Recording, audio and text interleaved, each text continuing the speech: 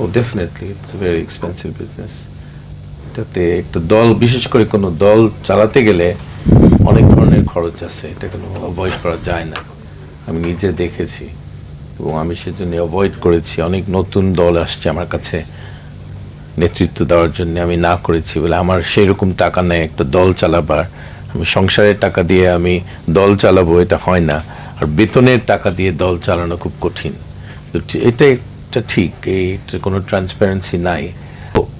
সবার income source অত পরিষ্কার না, এবং দল চালানো হিউজ এক্সপেন্স। আমি একটা মিটিং করতে গেলে কত টাকা খরচ হয়। এই যে ছেলেরা যে মিটিং করলো মানিক মিয়া অ্যাভিনিউতে, লোকে বলে 50 থেকে 200 কোটি টাকা খরচ হয়েছে। কোথা থেকে আসলো টাকাটা আমি জানতে চাই।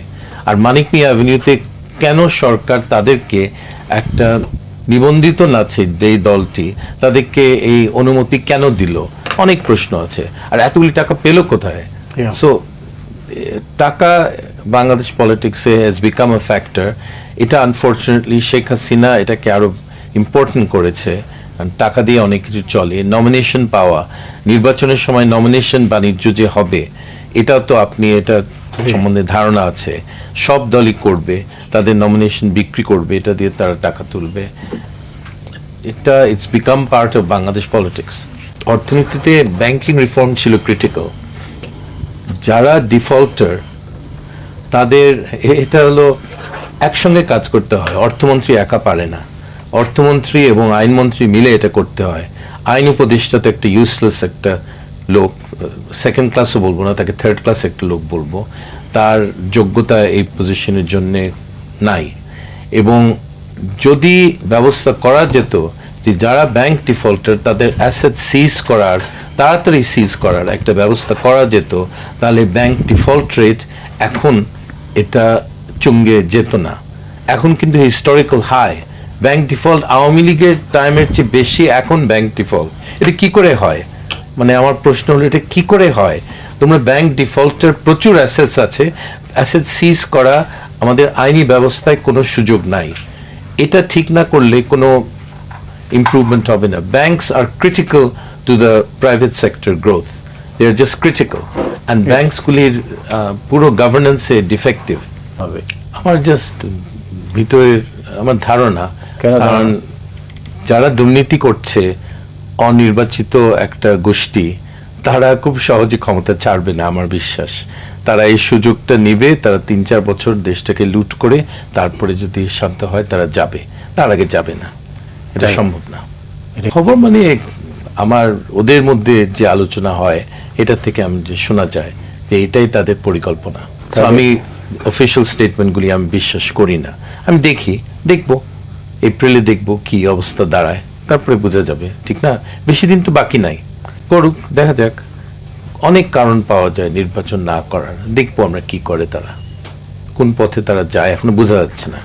তাদের বিরুদ্ধে কোনো বিরাট আন্দোলন হবে আমার ধারণা না। কারণ বাংলাদেশে একটা বিরাট আন্দোলন হয়েছে, জনগণ আবার দ্বিতীয়বার ওরকম করে জেগে ওঠার এত সহজে হবে না।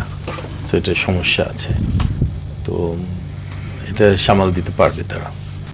এই সব সময় থাকে বাংলাদেশ 10ম শতাব্দীর পর থেকে এটা বাইরের থেকে চালিত এই দেশটা। সো এটা বাইরের প্রভাব তো পড়বেই। এই মুহূর্তে বাইরের বড় শক্তি যারা বাংলাদেশে ইন্টারেস্টেড, আমেরিকা আর ভারত, তাদের পছন্দের এবং অপছন্দের দল আছে এবং তাদের পৃষ্ঠপোষকতা করছে, ডিরেক্টলি বা ইনডিরেক্টলি করছে, আর তাদের বিরোধিতা করছে। খুব দুশ্চিন্তা। আমেরিকানরা তো চায় তাদের পছন্দের সরকার, আর আমেরিকানরা চায় গণতন্ত্র। আমি ওদেরকে বুঝিয়েছি এই দুইটা একসঙ্গে পাবে না।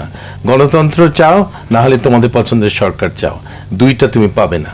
তারা জিনিসটা বুঝে না। তারা বলে না, আমাদের পছন্দের সরকার হতে হবে আর গণতান্ত্রিকভাবে ওদেরকে আনতে হবে। ওকে, চেষ্টা করো।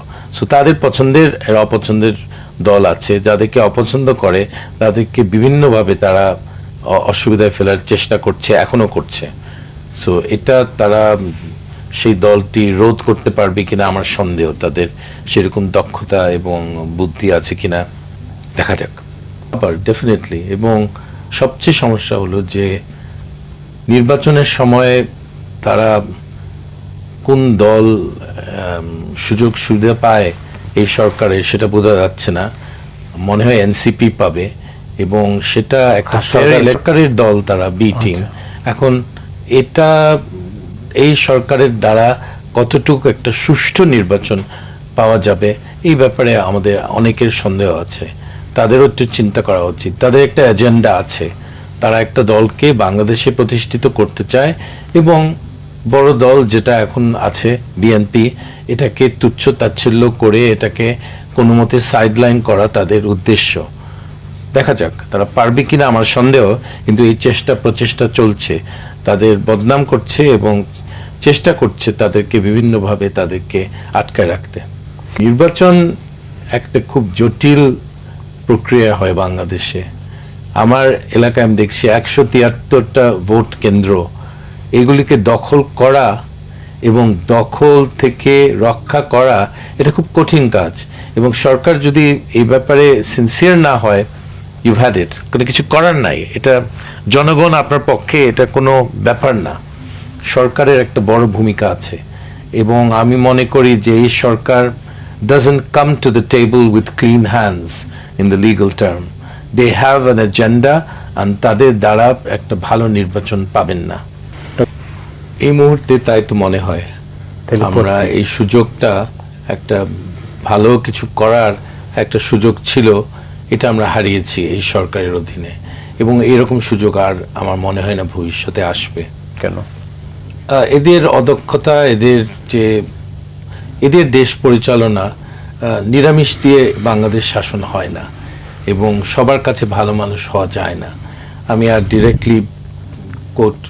ডিরেক্টলি কাউকে অ্যাটাক করব না, শুধু বলবো যে ধরেন আসিফ নজরুলের মতো নিম্ন জাতের লোকজন যখন ক্যাবিনেটে থাকে, you're finished as a country, you could just, it's finished, there is no future in this country.